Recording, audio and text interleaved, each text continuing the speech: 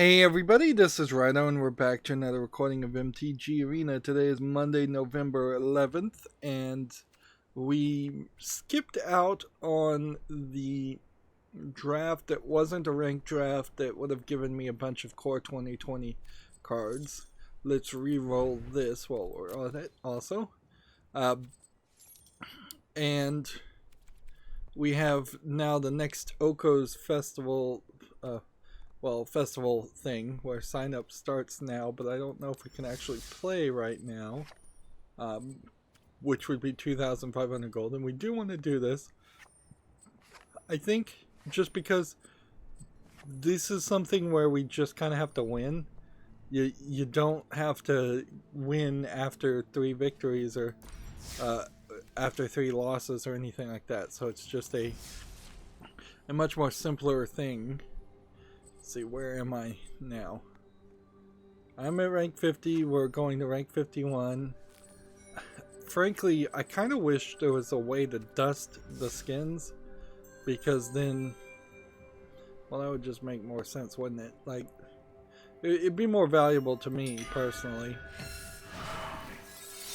Like, all these skins right now don't mean anything to me, all these cosmetics, and I would be much happier to dust them for a pack of cards instead, just so I had more of these, particularly Throne of Veil Drain cards. I started in a weird position, certainly, where I probably should be getting core 2020 cards also, so that I have a better chance, but I'm still not certain that that's the direction I want to go. Whereas this advertisement here for the Power Up Your Collection, get a one-time deal on 10 boosters in the current standard and 1,000 gems. I suspect this will stay around. So if I just waited until it shifted over in standard and rotated again and then purchased that, then, well, I don't know what that would really do.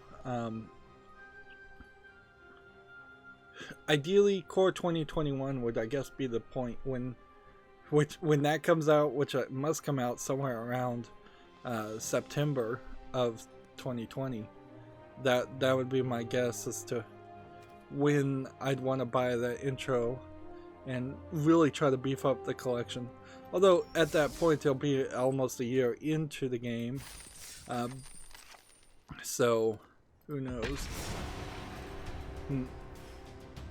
This festival, I mean, is just going to give us a random pack, a random deck, which is fine. So this will be an interesting learning experience, as we're both playing as deer. All land. What does this do? Creatures you control have the power and toughness of a 3/3 and are elk in additions to their other types. Discard a card, create a token that is a copy of a random creature, well, costs with converted 8 mana or less. Activate the ability anytime you would cast a sorcery.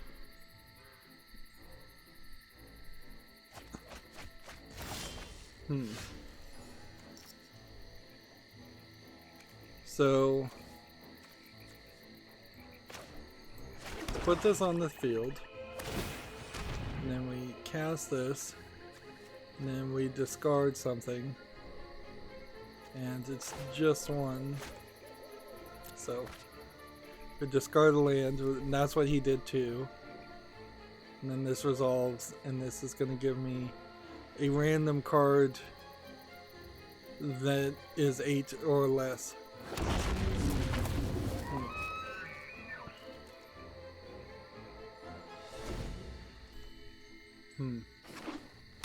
Dude, this is a cool card. This is insane. Why does this guy have 13 health though? Pay 7 life, draw 7 cards.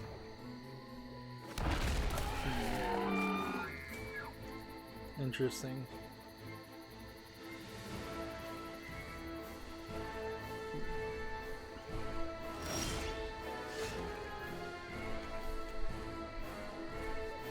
So next thing we do is we're just going, I guess, for a diversity spread. And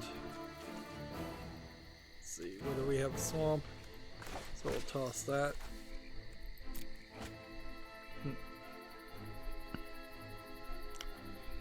Yep, this is crazy.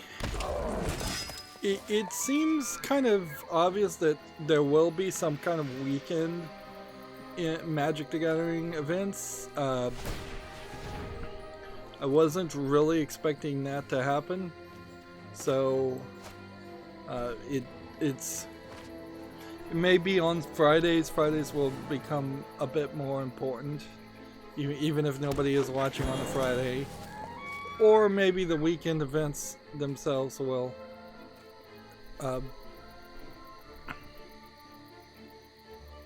Combat damage to a player.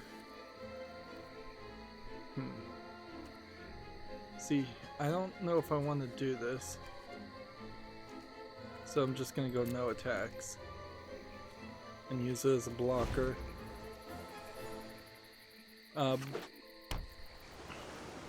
So yeah, there might be some weekend things that matter, or there might not be.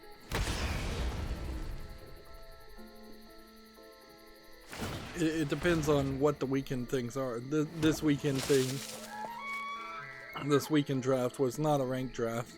It seems a little odd, although in all fairness, it was a little odd that Hearthstone really didn't care about the weekends at all. But it does kind of seem a little odd that they didn't. Oh, could I have not done this?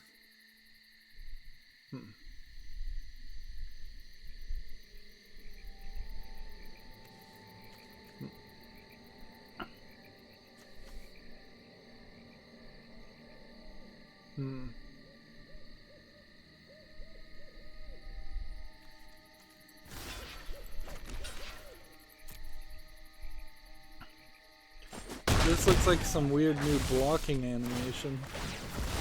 Interesting. Yep.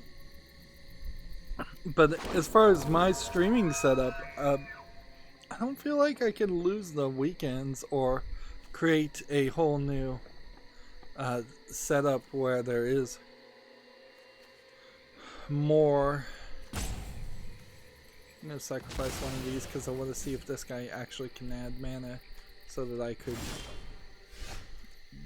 discard an extra card. Right, I'm going to put this here, then I'm going to discard this, and then I'm going to activate this again so I can discard this.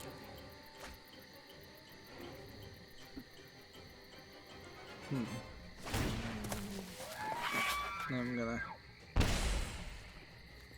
activate this guy again so I can discard this.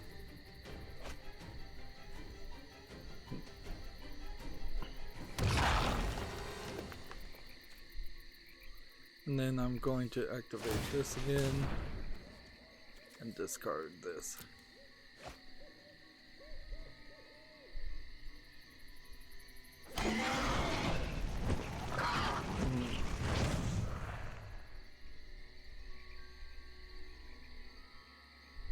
And see, now I have two dragons that discard cards and draw cards. So I'm gonna attack, attack, and attack.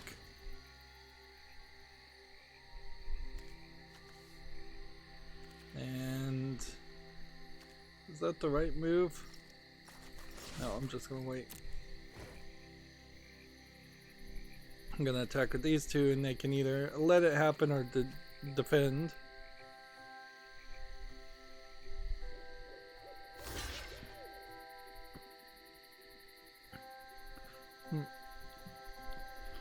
Yeah, I really don't think I could lose the weekends. I'm barely accomplishing anything in life as it is. So the idea of, as far as making content, extra card game content on the weekends, it seems unrealistic and not something I'm willing to commit my time to. All I have been trying to get through right now is Fear 1. I'm thinking I'm gonna finish the main story and not bother to do the DLC at all, and just skip on to the next game. Because I just don't feel like the DLC is gonna add enough to it to make it start to feel like a more modern game. Whereas if I jump to Fear 2 and then work my way up to Fear 3, maybe it will work a little bit better. How many cards has this guy got? 43. But it's all land. It's all land. You have an entire deck of land.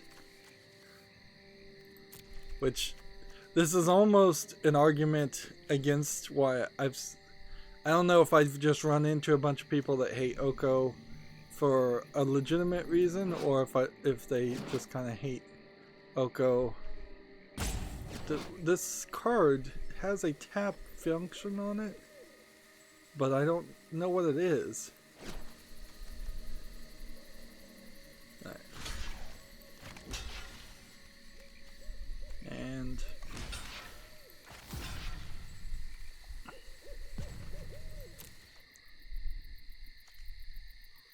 yeah, it has the tap symbol.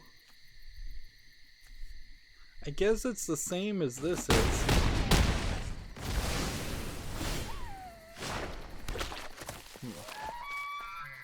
Alright.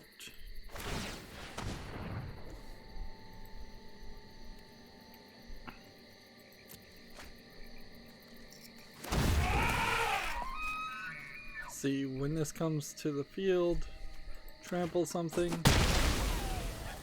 There we go.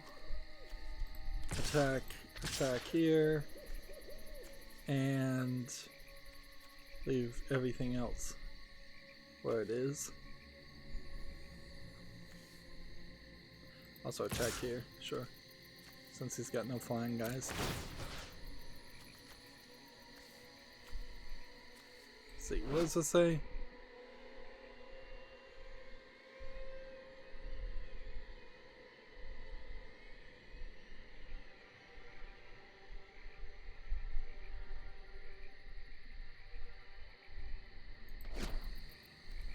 I didn't realize that's what this does. I thought this did something completely different. Alright, well, fine, we'll just sacrifice that. And we'll decide who we want to get rid of.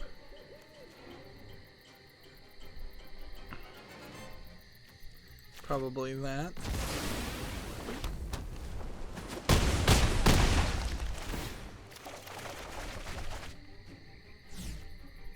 There we go.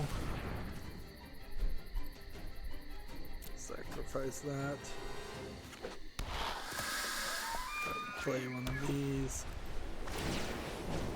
Sacrifice that. Play one of these. Sacrifice that. Play one of these. Sacrifice that. It kind of just does not matter what you do. Yeah, sure. Surveil those. Doesn't matter.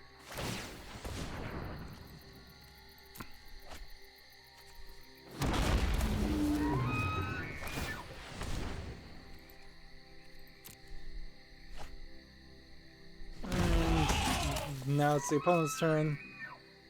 And he can try to defend that all he wants, but almost certainly I've got at least one guy strong more than what he can bring up. He's got 6 cards. If he discarded 6 cards, he'd be up to 9. I have 1, 2, 3, 4, 5, 6, 7, 8, 9, 10, 11. Yeah. So I have plenty of people, even if you don't factor in the fact that I have a bunch of flying creatures too, and if he can't get a flying creature, then I really would only have to attack with the flying creatures, and I'd win, while still maintaining a a safe amount.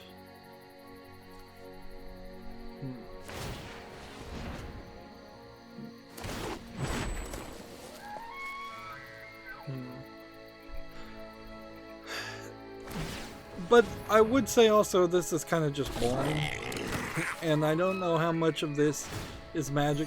Unlike Hearthstone, where Hearthstone was Hearthstone for the most part. You'd only get really weird gameplay styles if you were doing a tavern brawl or if you were doing a single player expansion.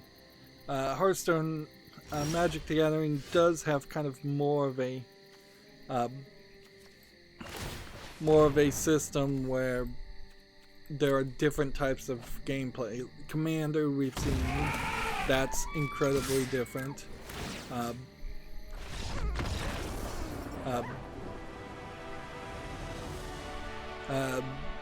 But also Standard versus Pioneer, which is the mode that should be in this game and isn't, and they're claiming it's not coming to this mode. Modern, I think, in some way is in this game, but it's not really focused on. And then Historic, and all of these things mean different things. It means different packs and different expansions are allowed in, because Magic has such a long history compared to Hearthstone, which even 5+ years into Hearthstone existing really doesn't have a long history. They've managed to keep everything pretty basically to a standard and a wild setup, which has mostly worked for them. Now, arguably, I guess you can make the argument that Wild in January of 2017 was different than Wild of January 2018, and so there might be some time periods that if Hearthstone was a paper game instead of a digital only game, there might be some variance there where the game and the meta was different, but that's not anything anybody can play, so they've effectively eliminated a lot of opportunity for people to branch off and play in ways that the creators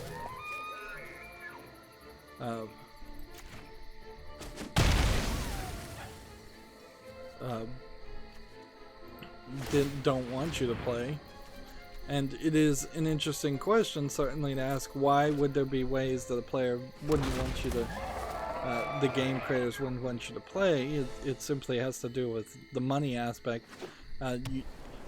Magic has to, more than even Hearthstone, they have to make every single decision around the concept of, we've got to sell a ton of these cards, we've got to make a ton of money, we've got to really rip off the suckers that play Magic the Gathering, which, let's face it, if you're playing Magic the Gathering, you are either making a justification that is very hard for me to believe, where it is your only form of entertainment and you don't do anything else, and you put all of your money in that one basket, and that's not a very well-rounded life, to say the least. So I would heavily encourage people to play other things. But I could see somebody that's just like, I'm no good at video games, I don't like video games, or something like that, and because of that they decide that Magic is the game for them. But one would hope that even if you didn't play video games, or watch movies, or listen to music, or watch TV, or read books, and you would play at least board games, Dungeons and Dragons and such. I really don't relate very well to the people that would play Dungeons and Dragons or paper Magic. And clearly, even Magic Arena is still very much centered around people who would play Magic all the time. You don't get 15 daily win rewards for a casual like me.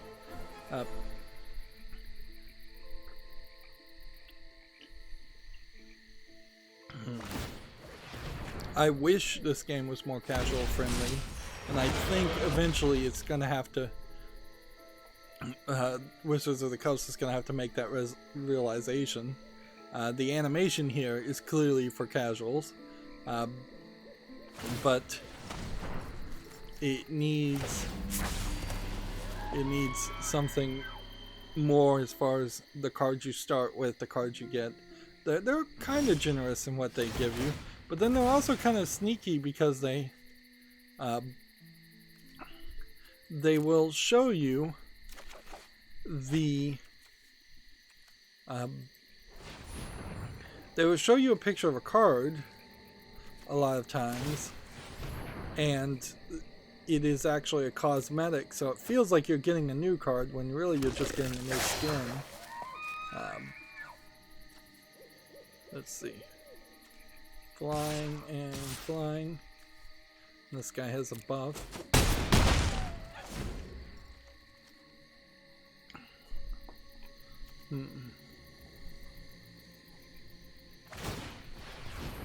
Can't be blocked by creature tokens. Well, are these creature tokens? I guess they are, so this guy can just continue to attack. Interesting.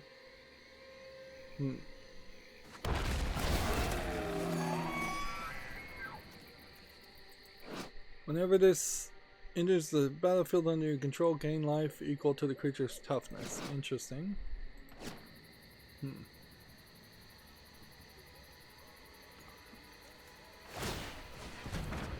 So, getting more of these on the field.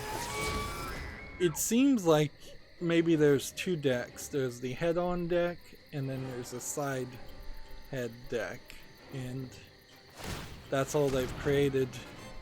And those decks are, I guess, maybe your side deck? Is that really where all these creatures are coming from? Or is it just...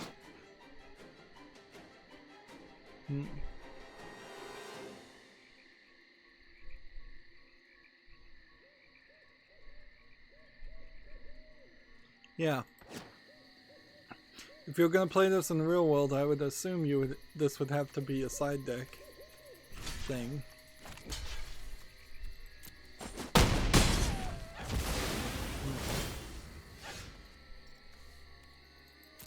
Scrying's not really doing anything for me.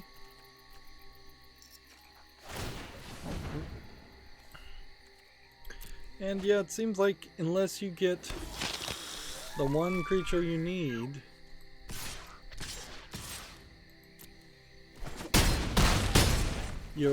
you're potentially gonna fall behind, and if you fall behind, you're potentially gonna lose on this. We don't have a ton of news, but every time I say we don't have a ton of news,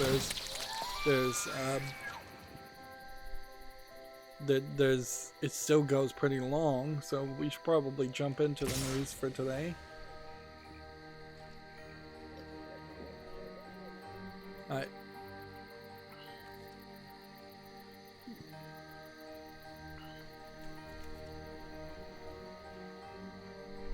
It explores. I don't even know what the key phrase explore. Reveal card on the top of the library. Put that card in your hand if it's a land. Otherwise, put a 1/1 counter on the creature and put the card back into your graveyard. Interesting.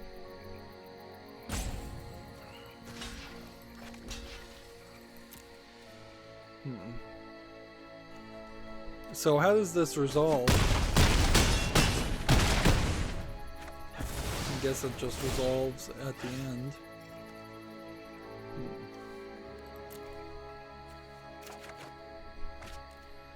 It doesn't seem like there's a good chance that you would survive here.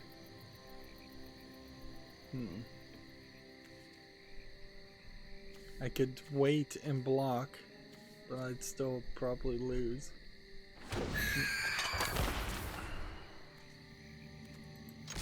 All attack for 9 damage, just in case I have a daily quest to do damage, and then just auto pass, and then we'll start going through the news, because why not?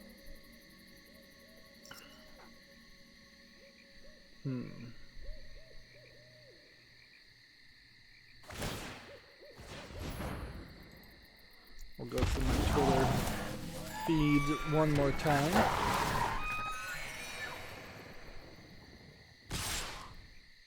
And open up some more things. But that's kind of it. I curated the games that were left over on Friday somewhat. So I took out some garbage games. But yeah, I've not been doing much other than playing Fear. Fear 1, like, I'm halfway through the game, pretty much. And let me give this caveat that if you look at the logo of Fear 1 and you see this black-haired, Japanese-looking girl, like from The Ring or The Grudge, and you think that's what Fear 1 is, at least up until the halfway point, it really isn't. You do see some spooky hallucinations of her and some other spooky hallucinations. Honestly, you see more hallucinations of someone else who is more talking about her instead of having her just talk about herself, which would have been a better storyline. But I think the fear there is for a game that is nearly 15 years old. They probably didn't want you to they probably won't let me in any of the fear games where I just shoot a creepy ghost girl in the face. Like, that child killing simulators would have been big news if that was the case. So you're making a creepy girl as supposedly adding in this fear element, but she doesn't really hurt you except for if you run directly towards her instead of run away from her in like the very first instance that you really see her, or you see her very visibly. So I did manage to run towards her, and frankly it was the fire around her that hurt you. And so that's the only time that she's any kind of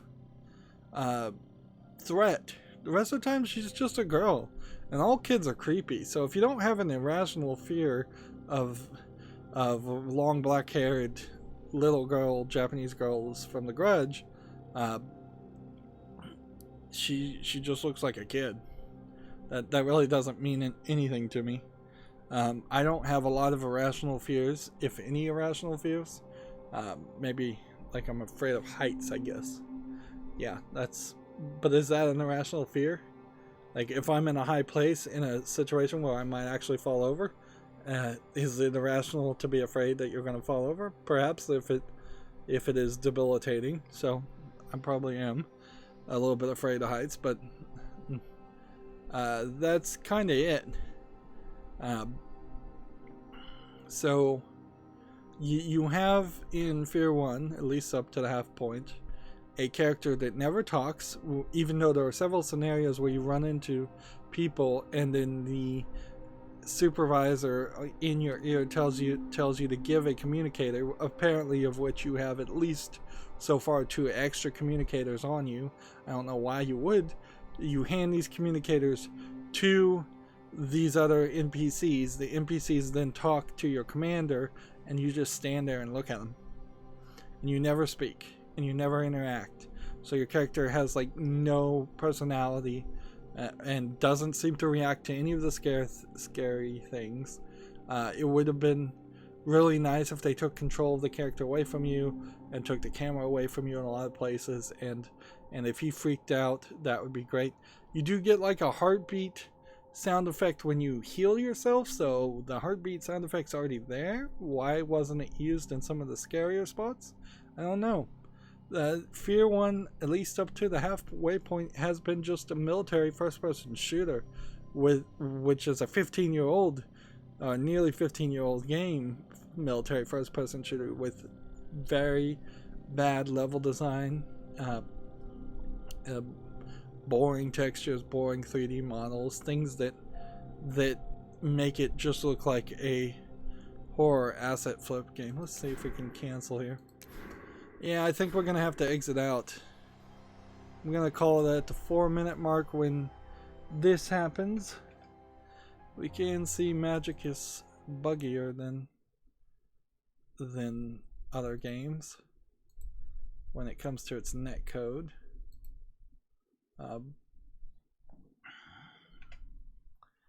So yeah, I would put a huge caveat on ever thinking about buying Fear 1, because you are going to go through at least 5 hours of nothing really happening.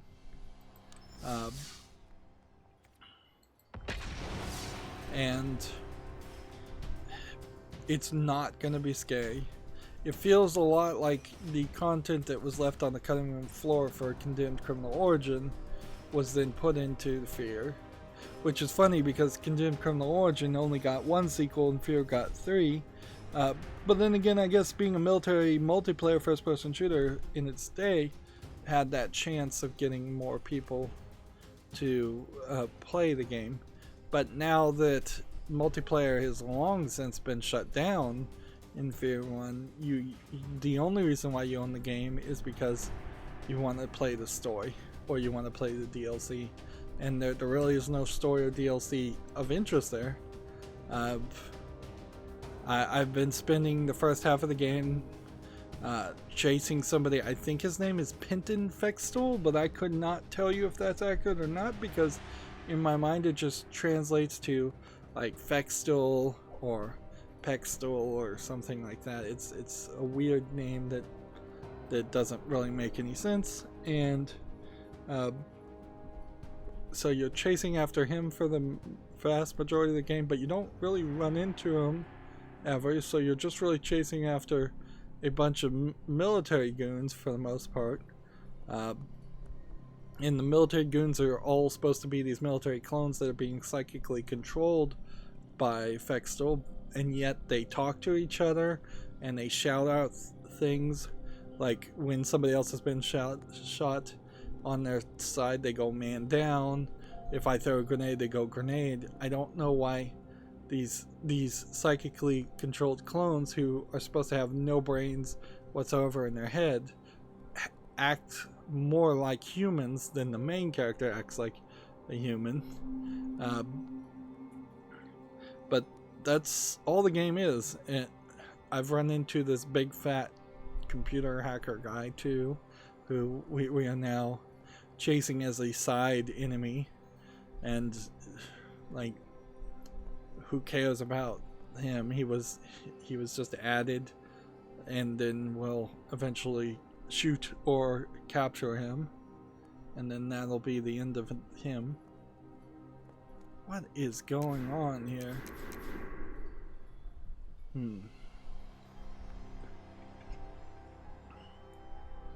See, my network still seems to be perfectly fine. So let's exit out again, launch again. It's all on their side. We know it's on their side.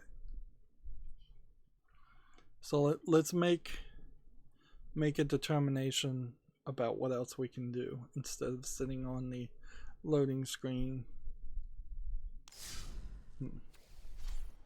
This ends in 36 hours, so if I have to play it off screen, it doesn't matter. Otherwise, we need blue or black spells, which means good, I can play standard ranked.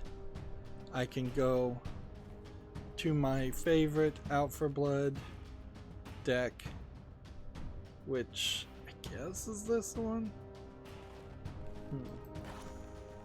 And we can play here. We don't, I think, have any deck rebuilds left, do we?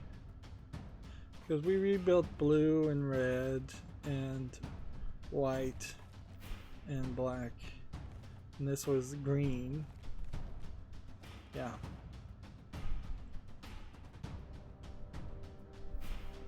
So yeah, we don't have any more deck rebuilds, and so we're not going to waste a bunch of time doing that. So we're just going to jump in here And it shouldn't take anywhere as long to jump into a ranked game.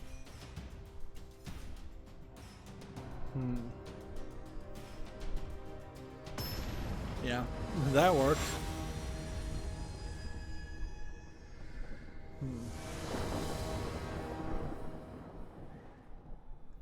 Let's see, and let's just play a regular constructed deck game.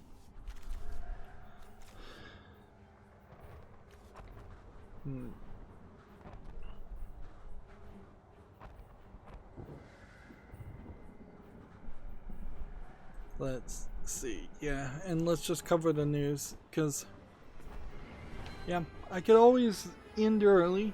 That would be nice.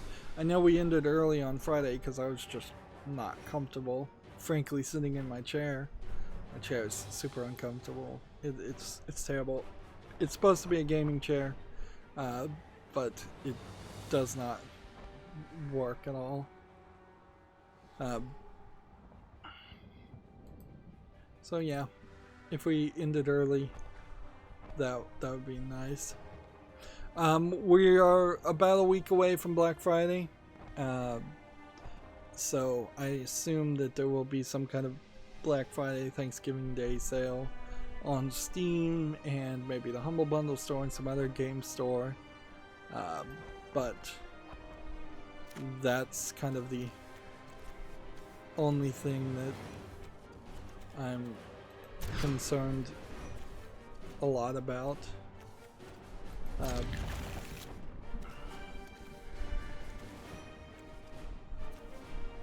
Is game sales, and honestly I'm probably not super concerned even about game sales. I'm probably more just going to be focusing my attention on other Black Friday sales that might be good, but honestly I don't think a lot of Black Friday sales have ever been that good, at least in the past 2 or 3 years. I remember a time when the Wii was coming out and when there wasn't online shopping, and because there really wasn't online shopping, there really wasn't this inherent need to go shopping on Black Friday. Seems like Americans, like on average Americans spent $800 on Black Friday last year, and it's supposed to be, I hear, even higher this year, and 800 last year was higher than the year before.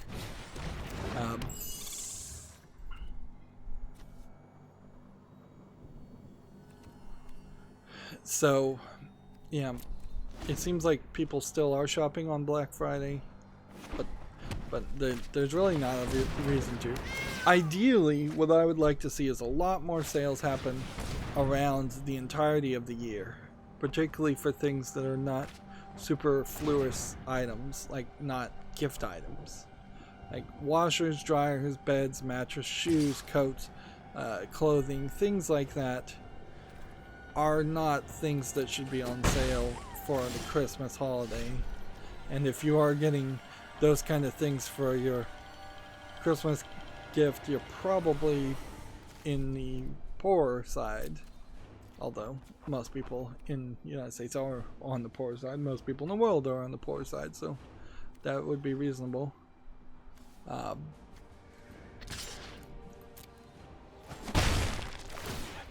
yeah, if something like Black Friday happened and it was just movies, music, entertainment products, there could be a bigger focus there, more competition there, and more discounts there. But since it's just kind of like everything's on sale, or we're getting rid of old inventory and we're getting rid of dead stock, that's really what a lot of Black Friday sales have boiled down to, is that they're not selling anything good. I'm mana locked here, so it's pretty obvious I can't do anything.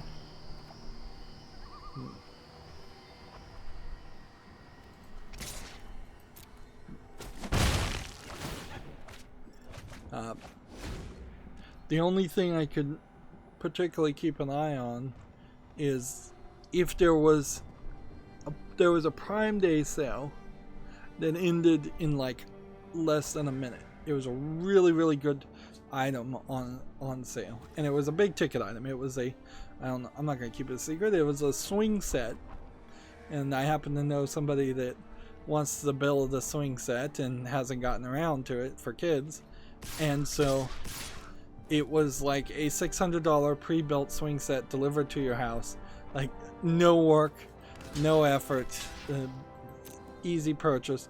It was like $600, which is a little expensive, frankly, for a swing set. But then it was down to like $300. So a half off price on something that is huge, something that would have to be freight delivered. I think it had free shipping with it, since it was a Prime Day sale. Something that was rare and obscure. So if that Prime Day sale came back, I think I would get that. But then most of the other Prime Day sales were pretty bad this year. I'm always looking for a new Raspberry Pi thing, or a new Arduino thing, or a Circuit Python thing. I'm getting into more Circuit Python this year, as far as crazy little side projects that I distract myself with. So there's some of that. If I could get some network cords and things like that, maybe. A lot of electronics stuff, little things, might be interesting. But also I've already overspent having to buy a $500 video card, or accidentally buying a $500 video card because I thought it was one thing and it turned out to be another that was wrong with my computer. I've already kind of spent my budget. So yeah, Legos, if Legos are on sale, that's always nice. But for the most part, it's getting harder and harder to justify buying a TV, because TVs are becoming less and less useful in general. Like a TV as a monitor for a computer still makes sense for me as a streamer, but TVs in general, like I'm down to the point where I'm saying just buy one of those TCL Roku TVs and you're fine. You don't really need a 4K TV. You're not gonna get the content unless you're a true videophile and you're buying 4K Ultra Blu-rays. And then you would want a big TV. But really only then.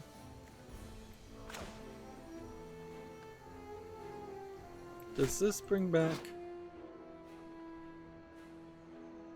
target creature from your graveyard on top of your library? Well, this isn't a creature, so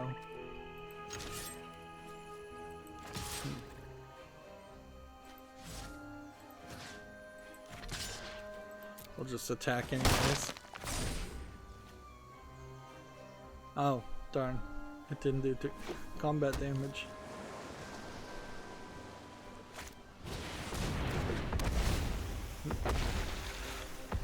So I think I've seen this strategy before.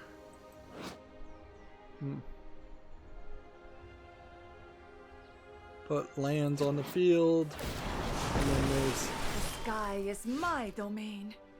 Something more you can do.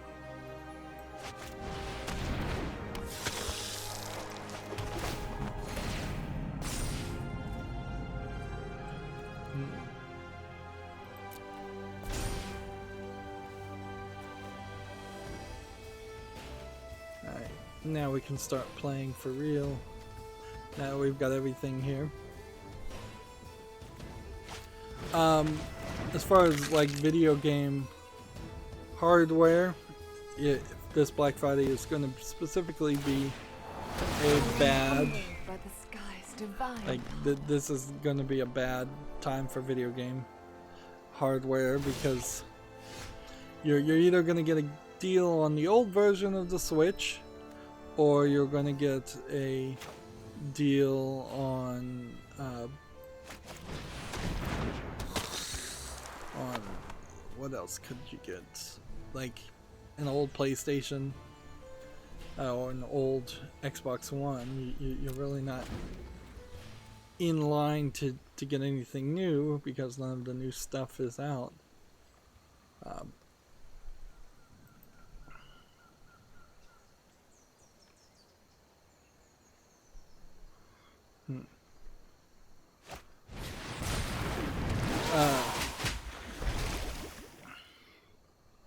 So yeah, you maybe could get some cheap 3DSs, but 3DS supports I think is about to end. Now would be, I guess, a fine time though that just took away flying from the character. Interesting.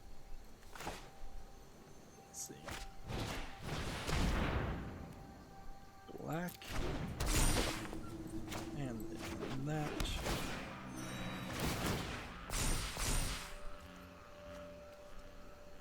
And then, do I want to attack? No. Yeah. You could probably get some decent deal for an old 3DS and a bunch of old 3DS games if that's all you care about. It's just giving a very young kid their first handheld console and get them away from playing free-to-play things on a cell phone. Which isn't a terrible thought, frankly.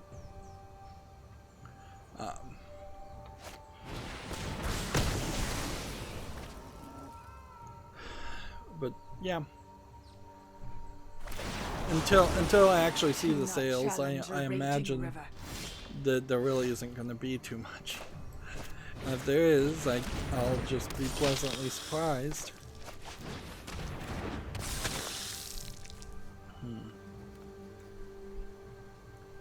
Don't want to attack.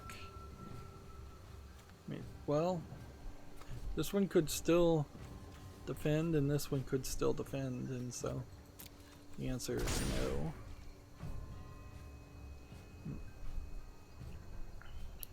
no. First bit of news: Koei Tecmo tweeted an hour ago that the Atelier Ryza patch for Steam went live 11.8. It adds additional graphics options, mouse option settings, A and B button switch functions.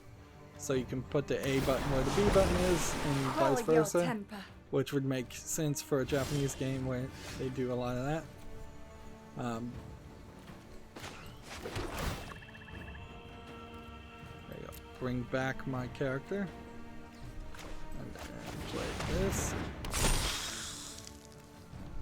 What do we want? Now. No attack. Still, we're in this quagmire. And support for monitors other than 16:9 screen resolutions and more. And the 60 frames per second physics issue has been addressed. Which, addressed, I don't know, means fixed. I don't know if that inherently means it was fixed. It was addressed. As in, maybe they said we're not going to fix it. Or we can't fix it. Harness the elements.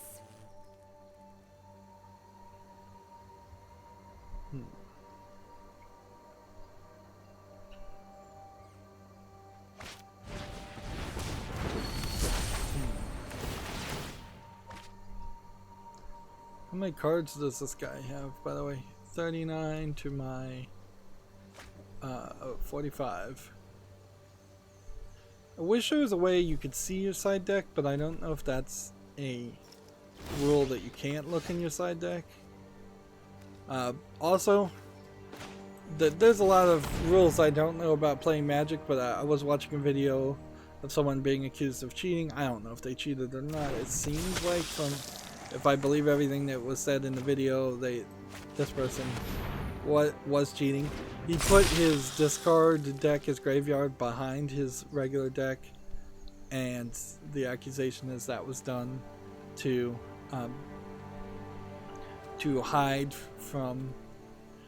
the fact that he played inaccurately. Like, a card was supposed to be exiled, and instead he put it in the graveyard, according to the video, and then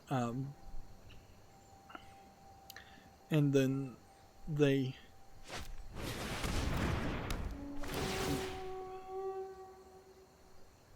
the other card then in the next turn he brought that card that should have been exiled out of the graveyard using a spell, and the other player didn't call him on it. The other accusation was that he had set up his deck in such a way that the full cards were kind of different. They feel different, the full cards do,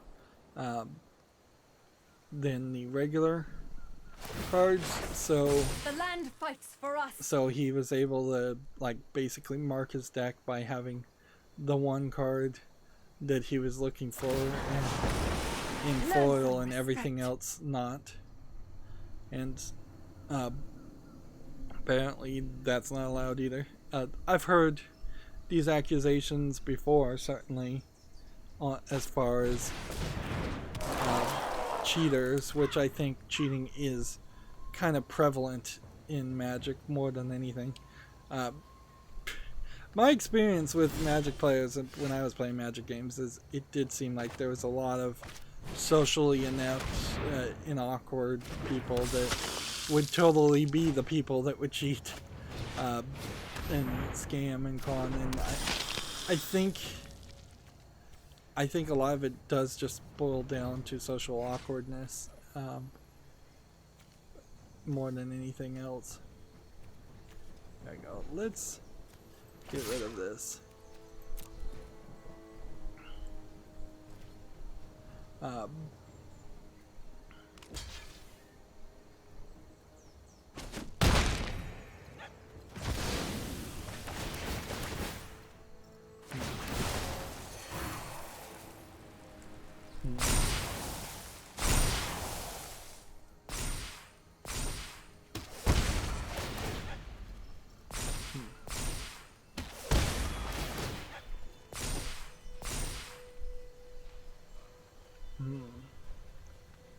So yeah, but I think part of the important thing to take from that also is to say, don't let the bad actions of people playing real world Magic, don't let that sink into Magic Arena, where the rules are heavily enforced. Like, there's so much controlled here by the game. Like, nobody can misread or conveniently misinterpret what any action will be. The game is going to automatically do it. Even if the game is programmed wrong, it is programmed in a fair way. Well, do the same thing every single time. And that's the beauty of playing these games digitally, and why I would almost certainly never move to paper Magic or any paper collectible card game, because there is just way too much room for misinterpretation, accidental or intentional. What does all of this spinning have to do with anything? It's like everything here has spinning on it.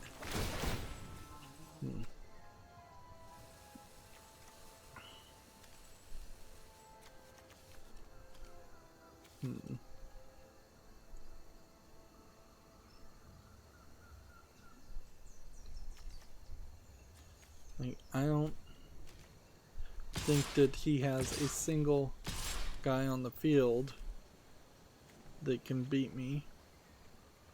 So hit that, and we hit that, and block. Oh, there was another thing. Oops. Oops, but whatever. Alright.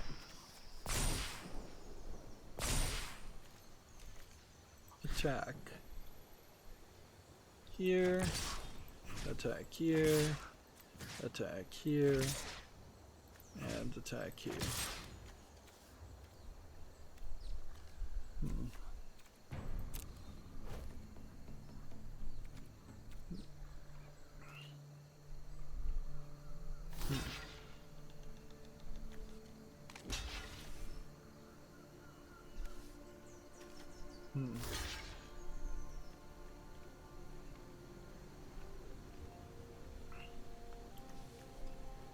Yeah, it gets a little bit more confusing playing Magic when you can have so many people on the field that they can just, I guess, pile up on you. So that will defeat me there.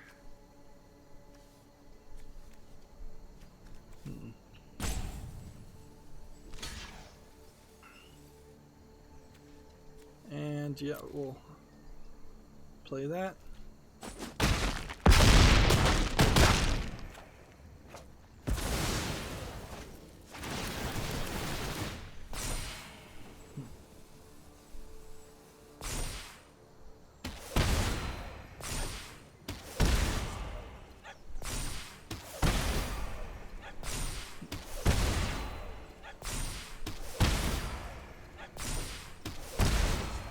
And the dog is just loving this.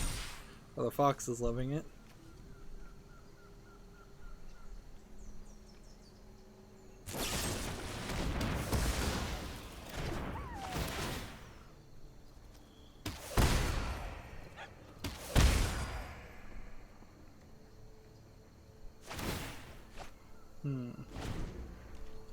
Well, I may have lost now, but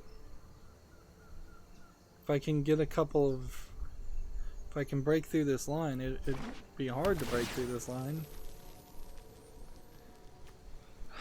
Alright, next bit of news we have. Get a job, be a lighting artist at Insomniac Games in Burbank, California. Let's just cover the news and just start moving forward, because we're probably going to lose here.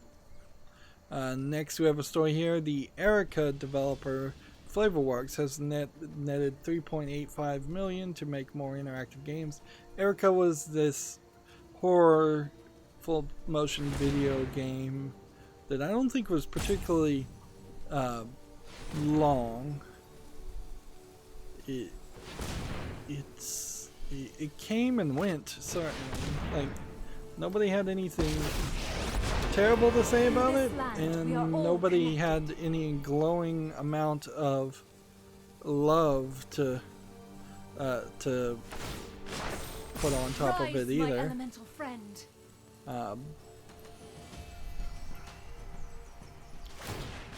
This next game we have on Steam is called My Heart Grows Fonder, and it doesn't have actual nudity that's uncensored, but it does have nudity that is censored. In the screenshots at least, it's tagged sexual content and nudity, so I'm not going to bother to show it. I'll say it's discounted 10% off for $8.99, and it's English only. It's being made by a developer and publisher I've never heard of. So, it has 23 Steam achievements. So on this game, it says all characters portrayed are 21 or older. Interesting. They're pushing it further even. And it has a free 18+ patch. From the smallest ant to the largest hydra. So I'm gonna put this on the follow list, and we'll see if there's maybe a new player in town as far as the large field of adult games that come out for PC. My aim and their claws, you're done. Or if this is a just a low effort game that nobody cares about.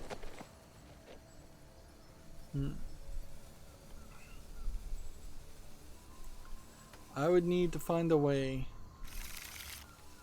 to do some major damage. If I could do like 8 damage via spell, which I don't have any spells that can do 8 damage. I don't even think if I was playing an aggro red deck, I'd have a spell that could do 8 damage. Alright. So figure out who we are blocking. I mean, we can do this. That one's not even attacking. This one's attacking. We can do that.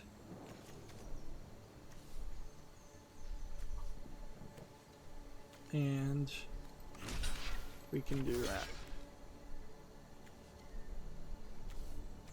and that's pretty much it.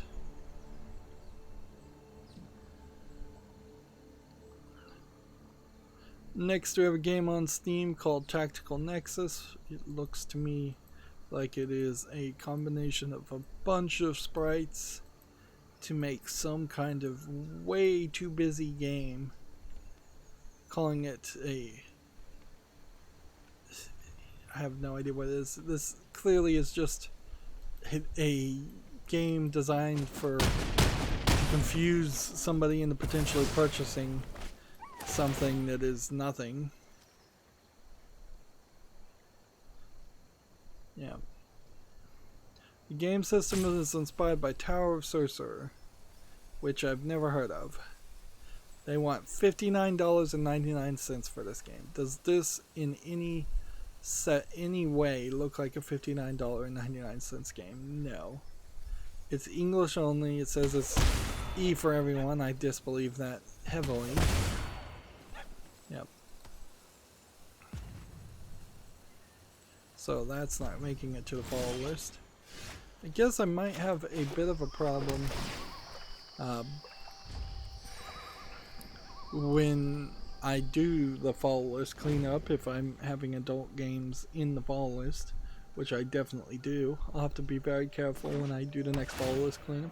The current follow list cleanup, or Steam wishlist cleanup, is airing on my channel, predictably with no views, like everything else. Like, I don't know. And I suppose it is worth mentioning, I'm not super concerned about it, because I think even YouTube would get too much pushback, and they realize this. They've added some vague wording to say they could, to their updated terms of their terms of use, that says if they find an account is not financially viable, they can shut it, cancel your account and shut it down. For a content creator's perspective, that's extremely scary, because they could easily, since they've manipulated everything and demonetized so many people, they could easily terminate a lot of people's accounts and say, we don't believe that your account that has a 100 or 300 subscribers is financially viable, even though it's been 100% YouTube that has de-emphasized subscriptions and increased the number of subscriptions required to demonetize, and demonetized shows, and deplatformed lots of channels. Like, they've attacked it on a 12-point front, basically. So, like, I could go on probably for an hour to complain about YouTube. Let's try this deck. Maybe this is the good deck, and maybe that's the bad deck. Or maybe we're just at gold rank 4, and that's as good as I can get as far as playing ranked. And maybe in this it's pretty much only been a week, a little bit over a week. Maybe I can only play for about a week, and then that's it. Because I can't go any further because my cards and decks aren't any better. So yeah, as a content creator, the idea of being labeled as unviable, as in, also it's basically just being labeled as undesirable too, let's be honest, is concerning. But also, as just an average viewer, if people are concerned that their channels and their accounts will be locked out and deleted if they use ad blockers, which I don't think. I think it is super unlikely that they will start deleting channels en masse because they say they're unviable. I think it's twice as super unlikely that they would start deleting people's accounts that have never really posted a video, but are just instead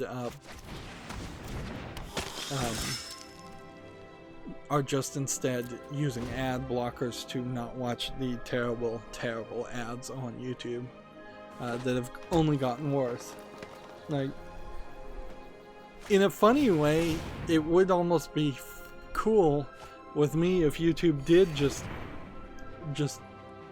self-emulate and destroy its own service, but the fear there, and the legitimate fear, is that no other service would rise up to compete against them, so you would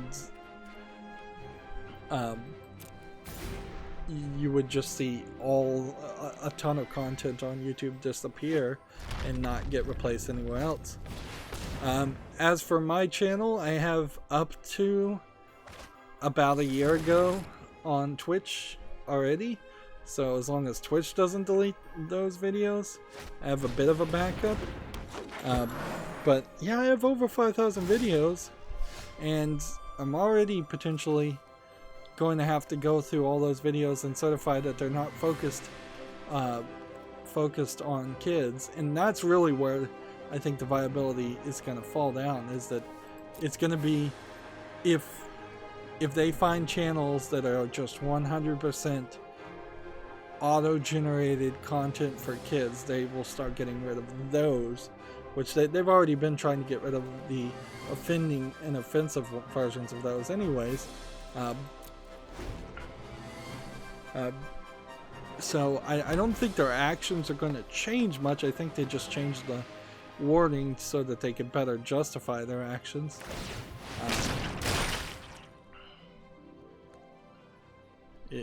That would be my guess. Yeah. And in a funny way, I mean, if my YouTube channel did get deleted, I still could stream on Twitch. And maybe we'd do things a little bit different on Twitch, and it would just be starting over. Or, you know, I could just give up in general and just play the games that I've already purchased and go back to being a normal gamer. I would prefer to continue doing it the way I do it right now. I like talking and commenting. It gives me something to do more. It gives more of a focus towards gaming instead of just not playing games or playing games on a random schedule. I'd kind of fallen out of love of playing games because I was, for lack of a better term, lonely. Like it's not that fun to play your 20th single player game all by yourself and really accomplish nothing while doing that. So at least putting the footage out there into the void feels like you're potentially reaching one or two people. But yeah, I'm not really worried about YouTube's new thing. I don't think that they're that stupid. I don't think that they think they could really start deleting people's accounts because they're using ad blockers, or deleting people's accounts because they're what? I mean, who do you even really target at that point? Do you target the people like me who have a lot of videos, or do you target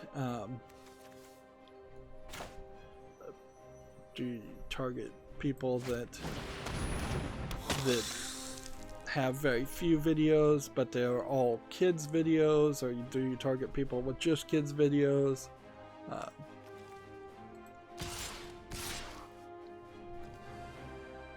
See, I'm gonna go ahead and attack you. If he chooses to block, that's his choice.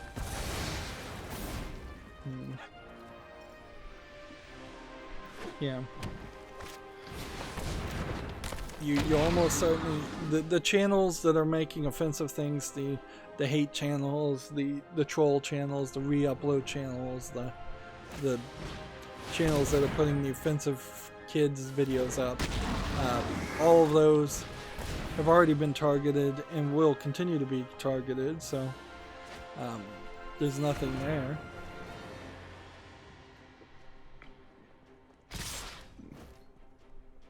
inherently, I think there probably is some truth to the idea that YouTube is running out of hard drive space, but I don't think they solve it by that. I think they create a bigger problem if they tried to get rid of people to solve their hard drive space issue. I don't think that. I don't think that works in their favor.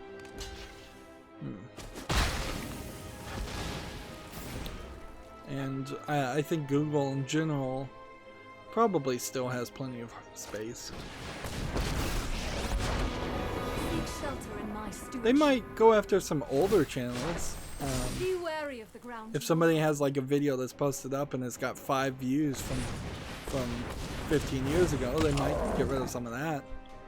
Like, I'm waiting for the day that YouTube sends an email to people and says, hey, you have to update this, you have to update this, you have to update this, or we're going to delete the channel, and then that will almost certainly get rid of a significant portion of old YouTube channels.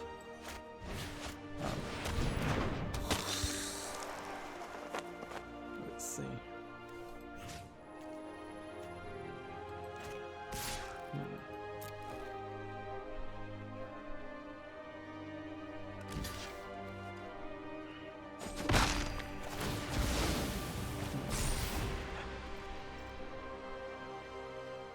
Yeah, but we shall see.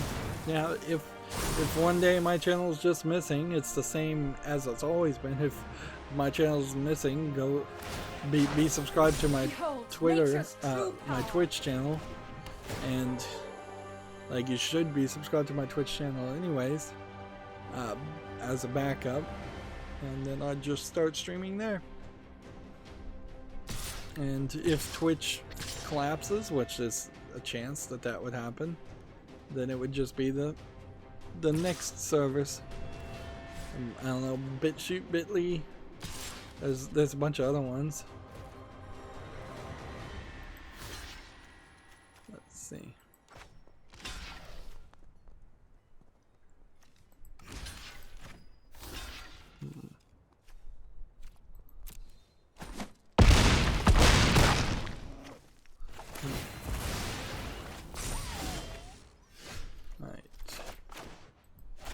I've got like nothing.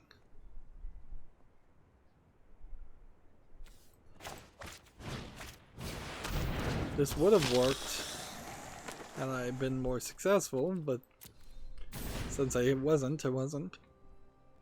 Moving on, Gearbox, which is the publisher of We Happy Few, has put out update 1.9, which is a patch which fixes When the land speaks, some I of the shall bugs, listen. of which I think there was a pretty high amount of bugs. And it's 1.9, so it seems like they're probably going to try to push for a 2.0 version. I think the reason why they put out patch 1.9 though is because they also have this new update called We All Fall Down, which I think is more of a content update. And so by adding more, if they added more content without addressing the bigger issue of the bugs that I'm sure still exist even after this patch, I imagine there's some bugs. They probably didn't want to run into any conflict or any complaints around that, which is kind of a legitimate argument to make. Speaking of legitimate arguments to make, let's switch over to this and this. Then let's... How do you get out of here? Ooh. Click here. Come back here. That's what I was trying to do. We've been going an hour and 16 minutes. I can see the beginning of the end as far as news right now. So yeah, just no real news at all. It's weird. I didn't learn this lesson at all last year, that there was no news in the last quarter of the year, or there was a lot of news in the last quarter of last year, and there was no problem with this. Otherwise, it seems like going forward, I need to understand that on Fridays I should have some extra games left over, and I probably shouldn't even curate, because if I'm going to have a 3-hour stream, which doesn't really have to be a 3-hour stream, it should be though, otherwise I'm going to not make enough recordings. But if I am going to have a 3-episode, 3-hour stream on Monday, I'm going to have some leftover games to talk about. I think also some of this has to do with, it looks like Valve has just decided to close offices on the weekends. Like, they're not releasing games on Saturday and Sunday, which is probably a good move. Like, I don't think it helps people sell their game in any way, releasing on the weekend. Yeah, I just don't think it does. Maybe releasing on a Friday would make sense if it's a highly anticipated AAA game, but something coming out on Saturday and Sunday? No, I don't think there's any point to that. Anyways, that's going to be it for this recording. As always, I ask you to like, share, subscribe, comment, and watch every second of my videos. If you want to further follow me on any social media sites, there's a whole bunch of links down below in the description box. And if you want to support me even further, there's a link to Patreon, or you can friend me on Steam and gift me a game off my wishlist. Thank you for watching. Have a good evening.